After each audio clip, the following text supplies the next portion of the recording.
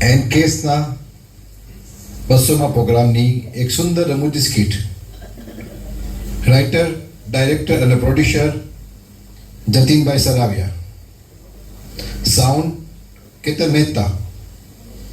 કલાકાર મધુસૂદનભાઈ અશમાર અને જતીનભાઈ સરાવિયા. તો માણો એનકેસના 200મા પ્રોગ્રામની મજેદાર સ્કીટ.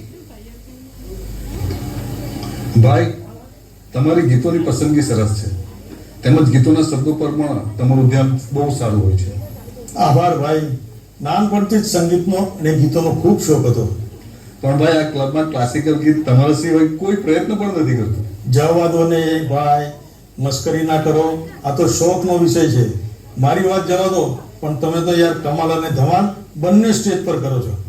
ભાઈ, મને ફિલ્મી સ્ટાઇલમાં પરફોર્મ કરવાનું ખૂબ જ ગમે છે, એટલે મારા શોખ માટે ફિલ્મી એક્ટરની સ્ટાઇલ માર્યા કરું. ભાઈ, બધા જ મજા કરે છે તમારા પરફોર્મન્સમાં. પણ ભાઈ, આજે ક્લબનો 200મો પ્રોગ્રામ છે, એટલે મોકો પણ છે, તો તમારા તરફથી ક્લબના માટે એક કવિતા અને મારી ધમાલ આપણે બંને રેકોર્ડ કરી લઈએ. હા ભાઈ. તો ભાઈ, શરૂ કરો તમારી કવિતા. એનકેએસ ક્લબ તો એક સંગીતની શાળા છે. મને સંગીતનું વચન છે. હું અમારા એડમિનને જગજીતસિંહની ગઝલોમાં મળીશ. તેઓ મને તેમના પડછાયાની યાદ અપાવે છે.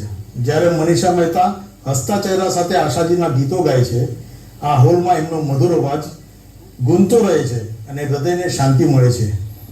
ન તો અંધકાર, ન પ્રકાશ, ન તો રાત કે દિવસ.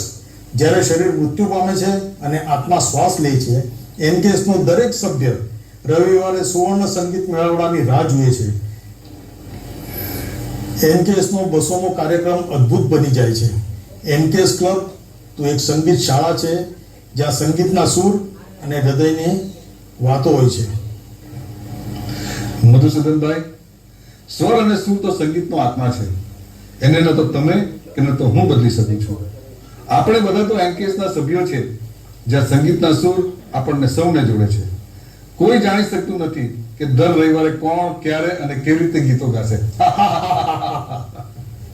ખૂબ સરસ. એકવાર જોરદાર